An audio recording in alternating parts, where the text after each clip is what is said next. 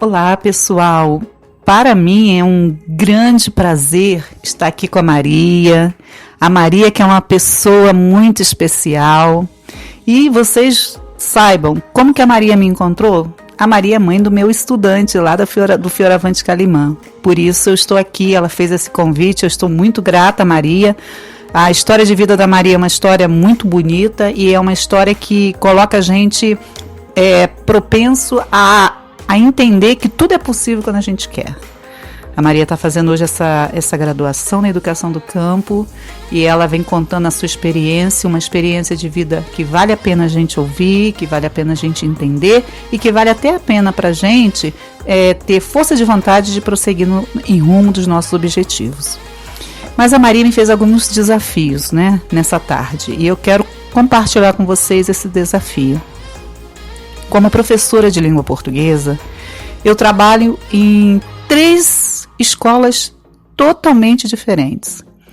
Eu trabalho numa escola rural, que é a Escola Córrego São Paulo, que é de Domingos Martins, e trabalho lá com língua portuguesa. Trabalho na Escola Fioravante, que é uma escola urbana, que está no centro de Venda Nova do Imigrante, também com língua portuguesa. E trabalho numa escola particular com a língua espanhola. E hoje, com certeza, eu tenho o que dizer para vocês desses 3 espaços distintos.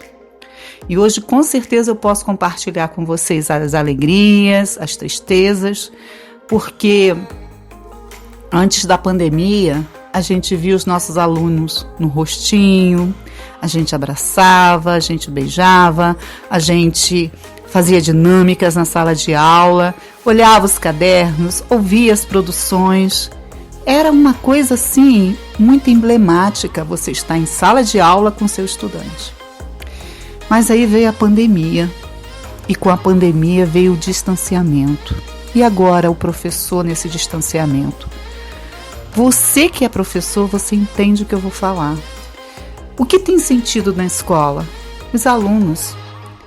Quando você está na escola com os alunos, você fica feliz, você vê aquele rostinho, você vê cada dia uma história diferente, porque as histórias não se repetem, cada dia elas são novas. E agora com distanciamento, vem a incerteza. O que eu, professor, podemos fazer nesse momento? E aí, gente, eu posso falar para vocês que eu vivi 3 momentos muito diferentes, concomitantes. E o que eu vou relatar para vocês é uma realidade que nós vivemos. E pode ser a minha realidade, com certeza vai ser a tua realidade e com certeza vai ser a realidade de muitas outras pessoas. Primeiro, eu vou falar para vocês da nossa realidade na Escola Fioravante Calimã, que é um espaço público estadual. Quando começou a pandemia, nós ficamos sem saber o que fazer. Fizemos várias reuniões, surgiram vários caminhos. E o que acontece nesses caminhos? Sempre a gente encontra um empecilho porque o aluno não tem internet. Porque o aluno mora no interior e não vai ter acesso às informações passadas pelas redes sociais. Isso na Escola Fioravante Calimã. Muito bem. Como escola, ela depende do Estado, das ações da Secretaria de Educação, para saber os parâmetros que serão seguidos. E aí passou-se o mês de abril, passou o mês de maio. Início do mês de maio, nesse período, a gente estava se reunindo com a direção da escola, pensando em alternativas. Mas ainda efetivamente com os estudantes, nada tinha sido feito. E a preocupação estava aí. Vinha assim... Vamos usar o mês de abril para férias de janeiro, pensando. Vamos usar o finalzinho de março para férias de julho, ok? E a incerteza ia girando em torno disso. Muito bem, esse foi o espaço do Estado. Agora eu vou falar para você do espaço do município. O espaço do município também seguiu esses passos no Estado. Por quê? Porque o município é uma hierarquia. Vem governo federal, vem o governo estadual e vem o governo municipal. E cada um tem que estar submisso às ações do outro. Ninguém tem o poder de estar agindo independentemente. Então precisa dessa harmonia. Então a escola estadual estava pensando, a escola municipal esperando a ação da escola estadual para que as coisas acontecessem. Muito bem. E a escola particular, onde entra nisso? Pois é isso que eu quero falar hoje para vocês. Sou professora nesses 3 espaços. Eu, professora Lenice, não sabia usar um OBS. Eu não sabia como montar um PowerPoint com voz e também colocando depois a minha imagem. Eu não sabia. Eu sabia montar um PowerPoint. Eu sabia apresentar o PowerPoint para o meu aluno. Agora, desde abrir o PowerPoint, colocar a minha voz e mandar para o estudante, não sabia. No espaço de 15 dias eu tive que aprender isso, pessoal, na escola particular. Na escola particular. Eu posso dizer para vocês que a escola particular não parou um dia. Eu dei aula do final de março até hoje. Eu virava à noite preparando o OBS porque os pais exigiam que as aulas fossem dadas pelo professor. Eu virava à noite. E assim, meus alunos não perderam o contato comigo, porque eu sabia que em algum momento ele estaria me ouvindo, minhas explicações, e a escola particular não parou. Eu senti falta desse movimento na escola pública. Senti. E eu digo, os meninos das escolas particulares não perderam, se de 100% de conteúdo, eles só perderam 10%, porque os 90% foram garantidos. Eu estou falando isso porque eu estou vivendo essa prática. E a nossa preocupação agora, voltando para a escola pública, estadual e municipal. Então, em maio, o governo vai e compra um programa lá do Amazonas, né? E esse programa na TV, ele é disponibilizado para os alunos. E aí a intenção do governo era pegar os alunos com internet, alunos sem internet, essa questão social mesmo. Só que a gente começou a ver essas videoaulas, realidade diferente, pessoal. Lá do Amazonas, a gente está aqui no Espírito Santo. Vocês estão entendendo o contexto social? E aí, eu assisti aquelas aulas para poder transmitir para os alunos. Muito bem. Eu procurei o tempo todo passar para os meninos aquilo que eu estava acostumada a trabalhar em sala de aula. Montei 5 videoaulas, eu montei, para poder mandar os conteúdos para os meninos, mandava via WhatsApp, mandava pelo escolar, para que eles tivessem pelo menos algum contato comigo. Mas depois eu não pude mais dar continuidade nessas videoaulas para eles, porque só eu fazia, os outros não faziam, então é melhor não fazer também. Tem isso na escola pública. A gente ainda não tem essa autonomia de um professor fazer e continuar fazendo, porque um não faz, o outro não faz, então padronizar. Não acho justo padronizar ensinamento. Eu acho que o professor tem que ser desafiado, fazer e fazer. Porque o aluno está do outro lado, sem contato com o professor da escola pública, e é o único momento, talvez, que ele vá ter o contato com o professor é justamente pelas videoaulas. É justamente pelo um PowerPoint com sua foto, você falando. Então, eu falo uma coisa para vocês. Essa pandemia me ensinou muitas coisas.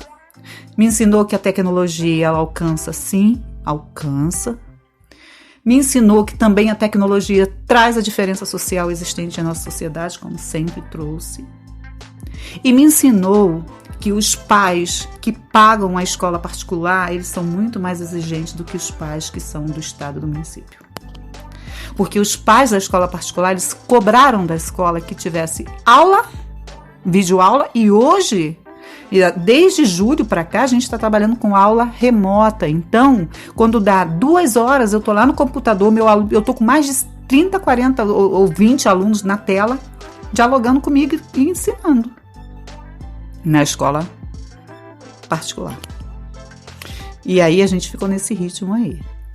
Então, o que a gente precisa pensar hoje, nós quanto professores, nós quanto educadores, não importa o espaço que a gente esteja, a gente precisa sim fazer o nosso melhor em cada um desses espaços. O que a gente precisa lembrar é que esses meninos um dia serão adultos. E o que esses meninos vão trazer para a vida prática deles?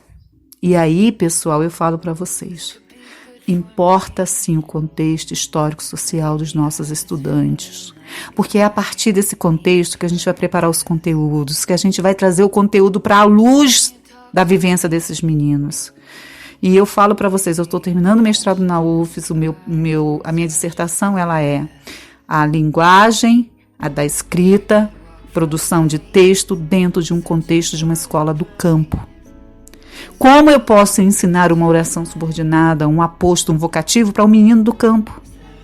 Como eu posso utilizar o dia a dia dele para ele poder entender essas vertentes da língua portuguesa, essas regras gramaticais? E a gente fez lá, assim, na escola de Córrego São Paulo, a gente fez um movimento muito legal, onde hoje, eu estava até conversando com a minha professora orientadora, a professora Dulce, hoje eu tenho condição de dar aula em qualquer espaço, porque eu só vou trazer para aqueles meninos os conteúdos formais aliados à produção de vida dele a partir dos textos escritos. Então, esse é o meu desafio e esse eu sei que é o seu desafio. Às vezes você entra na sala de aula e você fala assim, poxa, eu estou ensinando e não está aprendendo. Gente, você está ensinando para quem? Quem é o seu aluno? Qual é o contexto de vida dele?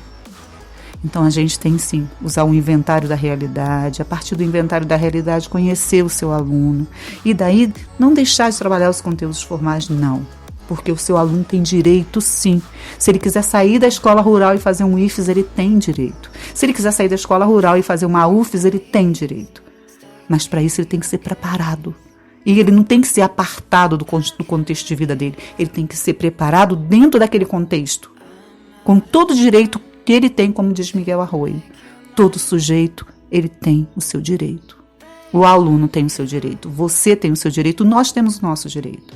Por isso que a gente está conversando hoje à tarde desses desafios com vocês. O que eu espero agora para o ano que vem?